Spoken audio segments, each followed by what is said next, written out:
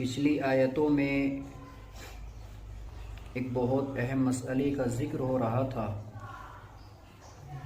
اسی طریقے سے آج کی آیت کے اندر بھی اسی مسئلے کو اللہ تبارک و تعالی نے تھوڑا وضاحت کے ساتھ یعنی کھول کر بیان کیا۔ مسئلہ تھا طلاق کے سلسلے میں۔ آج کے سبق میں جو ہم پڑھیں گے وہ یہ ہے کہ انسان کتنی طلاق کا یعنی کہ آدمی کتنی طلاق کا مالک ہوتا ہے اور کتنی طلاق کے بعد میں اس کی بیوی اس کے نکاح سے نکل جاتی ہے۔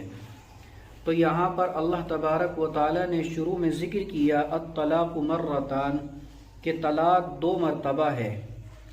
فَإِمْسَاكُمْ بِمَعْرُوفٍ أَوْ تَسْرِيحٌ بِإِحْسَانٍ، یعنی کہ 2 مرتبہ طلاق دینے کے بعد میں اگر کوئی شخص اس کو اپنی بیوی کو لوٹانا چاہے، رجوع کرنا چاہے تو وہ لوٹا سکتا ہے، لیکن اگر 2 مرتبہ کے بعد میں پھر تیسری طلاق اس نے دے دی تو پھر اب اس کو لوٹانے کا حق نہیں ہے۔ حضور پاک صلی اللہ علیہ وسلم سے ایک مرتبہ اس آیت کے بارے میں سوال ہوا کہ آقا مدنی علیہ السلام اس آیت میں تو 2 طلاق کا ذکر ہے، تیسری طلاق کا ذکر نہیں ہے۔ تو حضور نے ارشاد فرمایا الطلاق مرتان کے اندر تو 2 ہی طلاق کا ذکر ہے، لیکن آگے ایک جملہ ہے او تصریح بإحسان، یہ تصریح بإحسان کا مطلب ہے تیسری طلاق، یعنی کہ جب آپ نے تیسری طلاق دے دی ہے تو اب آپ اس کے حقدار نہیں ہیں، یعنی کہ اب آپ کا اس کے اوپر کوئی حق نہیں ہے۔ تو یہ اس آیت کا اس ٹکڑے کا خلاصہ ہے، یعنی کہ 3 مرتبہ اگر کسی شخص نے طلاق دے دی ہے تو اب اس کی بیوی اس کی نہیں رہی بلکہ اس کے نکاح سے باہر ہو چکی ہے۔ اب جب وہ نکاح سے باہر ہو چکی ہے تو وہ عدت کرنے کے بعد میں جس سے چاہے نکاح کر سکتی ہے اپنی مرضی سے۔ لیکن اگر 2 طلاق دی ہیں، 2 طلاق دینے کے بعد میں ابھی انسان کے پاس میں یہ حق ہے کہ جس وقت تک عدت کا ٹائم چل رہا ہے اس وقت تک وہ اس کو اپنے نکاح میں واپس لوٹا لے، یعنی کہ رجوع کر لے، جس کو رجوع بولا جاتا ہے۔ اور اس طلاق کو طلاق رجعی بولا جاتا ہے، یعنی کہ ایسی طلاق جس میں رجعت کی جائے، لوٹا لی جائے اپنی بیوی کو، ایسی طلاق کو طلاق رجعی کہا جاتا ہے۔ تو دونوں ہی اعتبار سے ذکر کیا۔ فَإِمْسَاكُمْ بِمَعْرُوفٍ، یعنی 2 طلاق کے بعد میں اگر آپ اس کو اپنے نکاح میں باقی رکھنا چاہتے ہیں تو پھر اس کو لوٹا لیں اور اس کو اچھے طریقے سے رکھیں۔ ایسے نہیں کہ لوٹا لیا اس لیے تاکہ اگر میں اس کو نہیں لوٹاؤں گا تو ہو سکتا ہے میرے لیے خطرہ بن جائے، ہو سکتا ہے میرے لیے پرشاسن وغیرہ سے کوئی کارروائی کروا دیں، یا ہو سکتا ہے کہ میرے جان کو کوئی خطرہ بن جائے، تو اس لیے وہ بندہ یہ چاہتا ہے کہ چلو میں اس کو لوٹا لیتا ہوں لیکن اچھے سے نہیں رکھوں گا۔ قرآن کہتا ہے کہ نہیں، اگر لوٹانا ہے تو پھر اچھے سے رکھنا پڑے گا، ورنہ تسریح بإحسان، تیسری طلاق دے کے اس کو الگ کر دو۔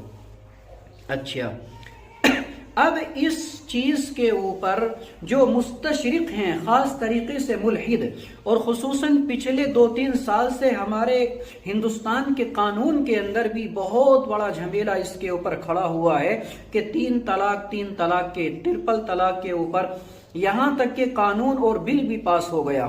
یہ جو پورا سلسلہ ہے اس کے پیچھے بہت لمبا ایک میدان ہے۔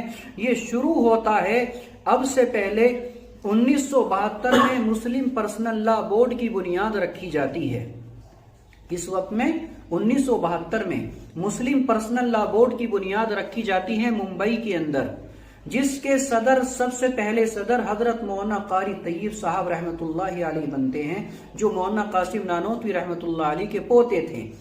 تو یہ مسلم پرسنل لا بورڈ اس لیے بنائی گئی تھی کہ مسلمانوں کے جو پرسنل مسائل ہیں، جو پرسنل ان کے ایشوز ہیں، ان کو یہ اٹھائیں، اور اگر گورنمنٹ یا سرکار ان کے اوپر کوئی جو ہے اٹیک کرنے کی کوشش کرے تو یہ اس کی حفاظت کریں۔ اس لیے مسلم پرسنل لا بورڈ کا جو ہے بنایا گیا تھا۔ ابھی لمبا ٹائم نہیں گزرا تھا، ایک واقعہ گھٹا 1976 کے اندر، 78 کے اندر۔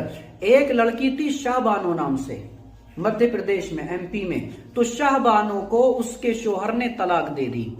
अब जब उसको तलाक दे दी तो शाहबानो के 5 बच्चे थे, उसकी परवरिश में बहुत ज्यादा परेशानी आई, तो शाहबानो ने उठाकर मामला सुप्रीम कोर्ट में डाल दिया।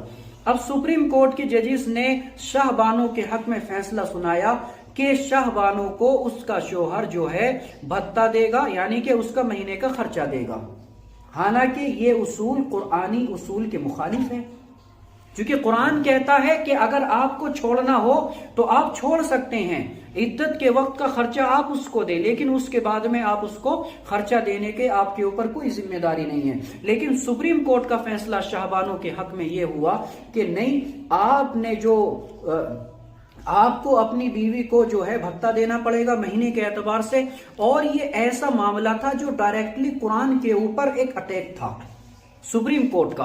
अब इसके लिए बहुत लंबा चौड़ा एक झगड़ा हुआ, 1985 के अंदर बहुत लंबा चौड़ा झगड़ा हुआ।